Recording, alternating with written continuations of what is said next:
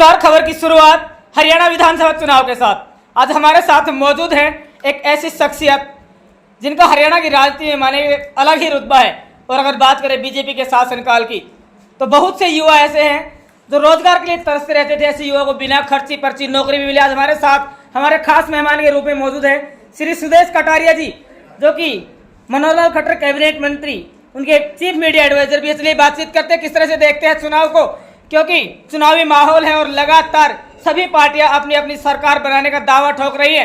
और आपको बता दें कि जहां सुदेश कटारिया की एंट्री हो जाती है वहां विरोधी साफ हो जाते हैं। चलिए बातचीत करते हैं सुदेश कटारिया से, सीधे जुड़ेंगे, बातचीत करेंगे, जानेंगे किस तरह से कैंपेनिंग को चला रहे हैं और पूरे हरियाणा की राजनीति पर चर्चा करेंगे, जानेंगे क्या विचार है, क्या कुछ रुझान है, क्या तीसरी बार जो भारतीय जनता पार्टी की नैया है वो लग पाएगी पार। तो चलिए मिलते हैं सीधे अपने खास मेहमान से। कटारिया साहब, इस खास सेशन में आपका स्वागत है। नमस्कार, धन्यवाद जी। आज मेरा एक विशेष कार्यक्रम कोसली विधानसभा के नाड़ ब्लॉक में था।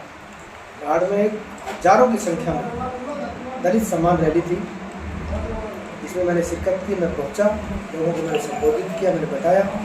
लोगों का उत्साह और रुझान देख के लग रहा है प्रचंड बहुमत से तीसरी बार भारतीय जनता पार्टी की सरकार बन रही है। इसके कारण है आज हरियाणा प्रदेश का चुनाव झूठ और सच का है।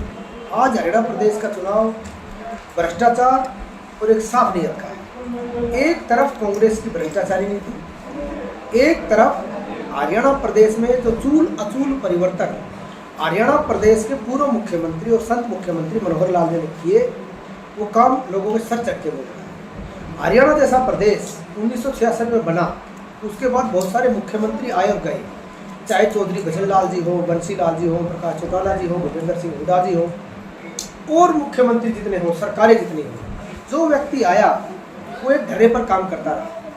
हर व्यक्ति आने के बाद चाहेतों को नौकरी, चाहेतों को काम। लेकिन 10 साल पहले एक ऐसे संत मुख्यमंत्री ने हरियाणा की बागडोर संभाली, जिन्होंने हरियाणा प्रदेश में चूल अचूल परिवर्तन किया। उन्होंने कहा, मैं जात धर्म और पार्टीबाजी से ऊपर उठकर हरियाणा प्रदेश में आखिरी पंक्ति में खड़े आखिरी व्यक्ति को फायदा पहुंचाऊंगा।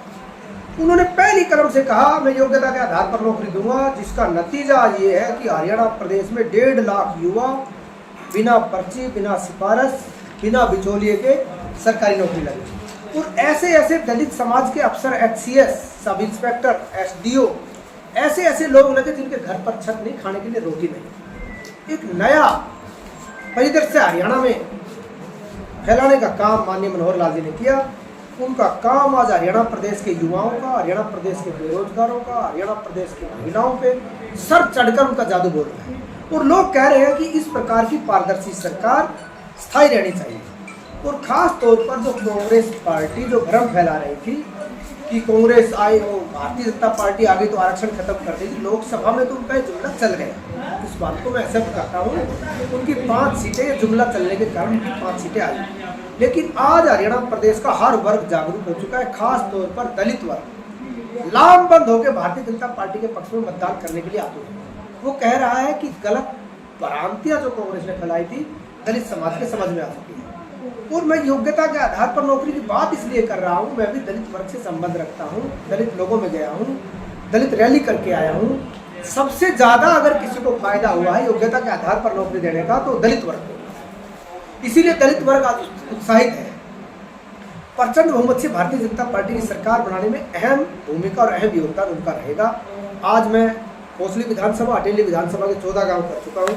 लोगों का उत्साह देख के लग रहा है कि प्रचंड बहुमत से, प्रचंड बहुमत मीन्स 50 से पार सीटें हमारी भारतीय जनता पार्टी की पूरे हरियाणा प्रदेश से आ रही है।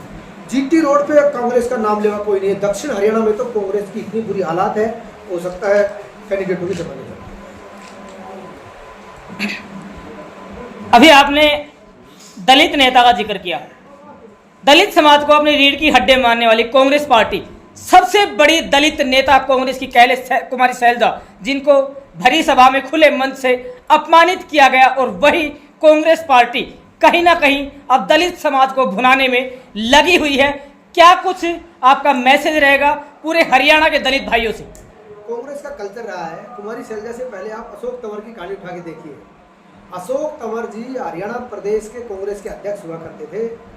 कांग्रेसियों ने भूपेंद्र सिंह हुड्डा के गुंडों ने उसकी गर्दन तोड़ने का काम किया और उसको तब तक नहीं छोड़ा जब तक उसने कांग्रेस ना छोड़ी। उसकी क्या फजीयत और क्या बुरी हालात की है ये प्रदेश की जनता को भी जान रही है। अभी कुमारी शैलजा के साथ जो हुआ, मुझे कहने की आवश्यकता नहीं। इस प्रकार की छोटी मानसिकता, छोटी राजनीति भारतीय जनता पार्टी नहीं करती, लेकिन प्रदेश की जनता सब देख रही है। कैसी गंदी गंदी कहानियां अपनी इतनी बड़ी नेता के बारे में जाति सूचक शब्दों से अपमान कर रहे हैं। बड़े बड़े नेता उनको जाति सूचक शब्दों से कह के अपमानित कर रहे हैं। बड़े बड़े उनके कैंडिडेट मंच से कह रहे हैं तो चमारी है। किस प्रकार की राजनीति कांग्रेस कर रही है? कांग्रेस का चाल चरित्र चेहरा प्रदेश की जनता के सामने आ चुका है। खास तौर पर दलित वर्ग एकदम नाराज उनसे इसलिए है कि दलित नेताओं को जिन्होंने बर्दाश्त नहीं किया कांग्रेस पार्टी ने, वो दलित लोगों को क्या बर्दाश्त करेंगे। दलित वर्ग को ये समझ में आ गया है कि दलितों का हित कहाँ है। दलितों का हित सिर्फ भारतीय जनता पार्टी में सुरक्षित है। आज जीता जागता उदाहरण मैं आपके सामने बैठा हूँ। मनोहर लाल जी की सरकार बनने के बाद चीफ के पद पर अगर किसी को सुशोभित किया तो दलित वर्ग का बच्चा सुदेश कटारिया को किया सीएमओ में बिठाकर। आज जीता जागता उदाहरण केंद्र में जाने के बाद सबसे पहली नियुक्ति मेरी है। तो दलित प्रेम अलग दिखता है। दलित प्रेम किसका है? हर 18वें मिनट पर दलित उत्पीड़न कांग्रेस के कार्यकाल में होता था जब भूपेंद्र सिंह हुड्डा मुख्यमंत्री थे। दुलेना कांड, गोहाना कांड, मिर्चपुर कांड, कितने कांड ऐसे थे जो कांग्रेस के कार्यकाल में हुए। और कांग्रेस के बड़े नेता कुमारी शैलजा ने लाइव होकर कहा था, उस समय केंद्रीय मंत्री हुआ करते हैं, कि आज हरियाणा प्रदेश दलित उत्पीड़न प्रदेश बन चुका है। ये उनकी लाइव वो है। उन्होंने कहा टीवी चैनल पे आके कि आज हरियाणा प्रदेश में दलित रहने लायक नहीं है, इस प्रकार का माहौल हरियाणा प्रदेश में नहीं है। तो प्रदेश की जनता ने वो माहौल भी देखा। प्रदेश की जनता ने आज रामराज भी देखा है। प्रदेश की जनता ये भी देख रही है कि योग्यता के आधार पर पढ़े लिखे युवाओं को कौन नौकरी दे सकता है। प्रदेश की जनता ये भी देख रही है कि दलित हित में कौन सोच सकता है। दलितों की 3 मुख्य मांग होती थी 1966 से लेकर आज तक। मैं बड़ी महत्वपूर्ण मुद्दे पर आप बात करें। 3 मुख्य मांग दलितों की थी। प्रमोशन में रिजर्वेशन, हरियाणा प्रदेश में अलग से एससी आयोग बने, हरियाणा प्रदेश में अलग से सफाई कर्मचारी आयोग बने। 1966 से आज तक किसी मुख्यमंत्री ने इस बात पर बात की ही नहीं। दलितों को सत्ता का साधन समझा, उनको सीढ़ी समझा, सत्तासीन हुए और चले गए। पहली कलम से एक ऐसा मुख्यमंत्री हरियाणा प्रदेश में आया जिन्होंने कहा कि पहली कलम से सफाई कर्मचारी आयोग, पहली कलम से एससी आयोग, अनुसूचित आयोग, आज सफाई कर्मचारी आयोग, अनुसूचित आयोग हरियाणा प्रदेश में है, उनकी पूरी बॉडी काम कर रही है। आज हरियाणा प्रदेश में सब प्रमोशन में रिजर्वेशन पहली कलम से मनोहर लाल जी ने दिया, जिसका नतीजा ये हुआ कि जो हमारे समाज का बच्चा क्लर्क भर्ती होता था वो HCS से रिटायरमेंट होने का कगार पे खड़ा है। पहले अगर क्लर्क भर्ती होता था तो क्लर्क से रिटायरमेंट होता था। 3 मुख्य बड़ी मांगे थी, पहली क्रम से मनोहर लाल जी ने की। तो दलित वर्ग आज उत्साहित है, दलित वर्ग समझ चुका है हमारा हित कहाँ है। कांग्रेस की सरकार उन्होंने देखी, भूपेंद्र सिंह हुड्डा का कार्यकाल उन्होंने देखा, हर 18वें मिनट पर दलित उत्पीड़न जो होता था वो भी उन्होंने देखा। आज मनोहर का राम राज भी उन्होंने देखा। तो आज दलित वर्ग लामबंद होकर प्रचंड बहुमत से भारतीय जनता पार्टी की सरकार बनाने के लिए आगे है। कटारिया जी, 10 साल से सत्तासीन भारतीय जनता पार्टी की सरकार लगातार विपक्ष इसको मुद्दा बना रहा है कि 2 करोड़ युवाओं को रोजगार देने का वादा करके सरकार में आई, लेकिन बावजूद इसके उतने रोजगार युवाओं को नहीं मिल पाए। क्या कुछ आपका जवाब रहेगा विपक्ष के लिए और क्या कुछ आपकी इस पर राजनीतिक प्रतिक्रिया और सफाई रहेगी? कांग्रेस के कार्यकाल में 10 साल में 88,000 नौकरियां लगी, वो भी पैसे देके ऑन द रिकॉर्ड। हर व्यक्ति पैसे देके लगा, हर व्यक्ति अटैची देके लगा, अटैची देके आया तब लगा। हर व्यक्ति के बिचौलिए में कोई धोल कपड़िया शामिल था। लेकिन भारतीय जनता पार्टी के ऐतिहासिक कार्यकाल में बिना पर्ची बिना खर्ची 1.5 लाख युवाओं को नौकरी देके और प्राइवेट सेक्टर में 42 लाख युवाओं को हमने रोजगार दिया और सरकारी सेक्टर में 1.5 लाख युवाओं को बिना पर्ची बिना खर्ची योग्यता के आधार पर नौकरी दिया। और बहुत सारे दलित 90% दलित ऐसे हैं जिनके घर पर छत नहीं, खाने के लिए रोटी नहीं, ऐसे लोग सब इंस्पेक्टर HCS लगे। इससे बड़ा प्रमाण कुछ भी नहीं है। कटारिया जी, एक बात और कर ले, हरियाणा की राजनीति में तो वर्तमान में कांग्रेस प्रत्याशी धर्म सिंह छोकर को नोटिस दिया गया है, क्या प्रतिक्रिया रहेगी आपकी? वो कानूनी प्रक्रिया है जी, हाई कोर्ट के दिशा निर्देशानुसार उस पर कार्यवाही हो रही है।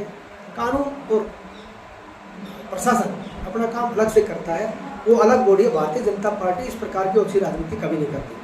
भारतीय जनता पार्टी आराम से, लोग उसके पक्ष में है, प्रचंड बहुमत से हमारी सरकार बन रही है। इस प्रकार की ओछी राजनीति भारतीय जनता पार्टी के उसमें नहीं है। 10 साल से सत्तासीन भारतीय जनता पार्टी क्या मानते हैं, किस स्टैंड पर देखते हैं? क्योंकि वर्तमान में सभी पार्टियां अपनी अपनी सरकार बनाने का दावा ठोक रही हैं। तो प्रदेश की जनता बताएगी, आप हर विधानसभा में जाइए, लोगों का उत्साह बता देगा कि तीसरी बार प्रचंड बहुमत से एक ईमानदार सरकार आ रही है। मैंने कहा आज 2 नैरेटिव हरियाणा में है।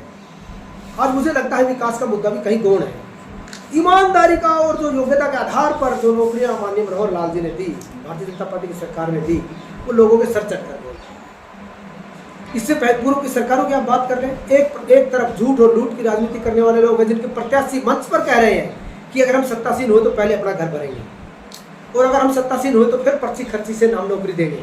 उनके कैंडिडेट कह रहे हैं तो प्रदेश की जनता के सामने प्रदेश की जनता का उत्साह बढ़ रहा है कि तीसरी बार प्रचंड बहुमत से फिर से भारतीय जनता पार्टी की सरकार बनी जा रही है। लंबे समय से महेंद्र विधानसभा में राज कर रहे कांग्रेस के प्रत्याशी रावदान सिंह कह रहे हैं कि लगातार मेरी सरकार नहीं थी, मैं विपक्ष में नहीं था और एक बार फिर से मौका मांग रहे हैं। क्या कुछ प्रतिक्रिया रहेगी, क्या कुछ कहेंगे? क्योंकि उन्होंने सिर्फ अपनी विधायकी बचाए रखी, कुर्सी बचा कर रखी, जबकि जनता के ना तो आवाज़ उठाई और ना ही जन समस्याओं की ओर कोई ध्यान दिया। लोकसभा में जनता ने आईना दिखा दिया, विधानसभा में जनता आईना दिखाने का काम करेगी और बहुत बड़ी बात नहीं कहता। मुझे लगता है कि सबसे ज़्यादा मार्जिन से हारने वाले ये प्रत्याशी महेंद्रगढ़ के होंगे। क्या कुछ अपील रहेगी? रावदान सिंह ने काम कभी किया नहीं, विधानसभा में आवाज़ कोई उठाई नहीं। जो मार्जिन रहेगा जीत का, मुझे लगता है हमारा कैंडिडेट कंवर सिंह यादव सबसे ज़्यादा वोटों से जीतकर महेंद्रगढ़ में जीत दर्ज करेगा। पूरे हरियाणा के जो मतदाता है उनकी बात कर लिया है तो आने वाले विधानसभा चुनाव में मतदान को लेकर क्या कुछ आपकी अपील रहेगी? मेरी अपील है सभी शांतिपूर्ण मतदान करें और जिस प्रकार से कांग्रेस पर पंज रच रही है, कहीं गोलियां चला रही है, कहीं डरा धमका रही है, इनके चक्कर में बिल्कुल नहीं पड़ना है, इनके झांसे में बिल्कुल नहीं आना है, इनकी लड़ाई झगड़े में नहीं पड़ना है। सभी प्रदेश के मतदाताओं से मैं अपील करता हूँ शांतिपूर्ण मतदान करें और एक ईमानदार सरकार को तीसरी बार फिर से बहुमत देके और सरकार बनाएं। बीजेपी प्रत्याशी महेंद्र कंवर सिंह यादव के क्षेत्र में आप मौजूद है, क्या कुछ रहेगा मैसेज बीजेपी कार्यकर्ताओं के लिए भी और आम जो कार्यकर्ता हैं या जो मतदाता हैं, वोटिंग करने वाले, अपना विधायक चुनने वाले? लोगों का उत्साह बता रहा है कि कंवर सिंह भारी बहुमत से चुनाव जीतने वाले हैं। तो कंवर सिंह एक साफ नीयत, साफ छवि के लोग हैं जिन्होंने कई महत्वपूर्ण पदों पर रहते हुए जनता की सेवा की है। उनकी सेवा जनता से अछूती नहीं है। लोगों का प्यार और लोगों का उत्साह बता रहा है कि कंवर सिंह यादव जी प्रचंड बहुमत, पूरा बहुमत लेके अच्छे मार्जिन से यहाँ से सीट निकालेंगे। बीजेपी ने रामविलास शर्मा की टिकट काटी है, क्या वो आपकी नाराज है? बिल्कुल नहीं, रामविलास शर्मा जी बिल्कुल नाराज नहीं है, कैंपेन में जुटे हुए हैं। अभी कल रैली देखना, एक बड़ी रैली का आयोजन महेंद्रगढ़ में हो रहा है जिसमें माननीय राजनाथ जी आ रहे हैं, हमारे केंद्रीय मंत्री। वहाँ पर रामविलास शर्मा जी मौजूद होंगे। रामविलास शर्मा जी के आशीर्वाद से कंवर सिंह जी चुनाव लड़ेंगे। बीजेपी उम्मीदवार की सभा में रामविलास शर्मा जी को अभी तक देखा नहीं है। कल देख लेना, राजनाथ जी की सभा में रामविलास जी आएंगे और उसी तरीके से दाड़ेंगे और उसको आशीर्वाद देंगे कंवर सिंह जी। क्या मानते हैं रामविलास शर्मा के टिकट कटने का कितना कुछ फर्क पड़ सकता है? क्योंकि फर्क तो पड़ेगा। बिल्कुल नहीं पड़ेगा। रामविलास शर्मा जी का पूरा आशीर्वाद कंवर सिंह जी के साथ है और मुझे लगता है कंवर सिंह जी उन्हीं का लगाया हुआ पौधा है। हमारे साथ मौजूद रहे हमारे खास मेहमान के रूप में सुदेश कटारिया जी, चीफ मीडिया एडवाइजर, मनोहर खट्टर, कैबिनेट मंत्री, भारत सरकार। क्या कुछ मानते हैं? हालांकि इन्होंने भी बड़ा दावा किया है, जनता जनार्दन फैसला करेगी कि कौन होगा वो सिरमौर जिसके सिर पर सत्ता का ताज सजेगा, कौन होगी वो पार्टी जो फिर एक बार दोबारा से हरियाणा पर राज करेगी। कैसे देखते हैं वर्तमान में राजनीतिक परिस्थितियों को और भारतीय जनता पार्टी के बारे में क्या कुछ विचार है? कमेंट सेक्शन में अपना जवाब जरूर दें और आप देखते रहिए भारत गौरव न्यूज़ और इंडिया दैनिक न्यूज़। कटारिया जी, खास सेशन में जुड़ने के लिए आपका बहुत बहुत धन्यवाद।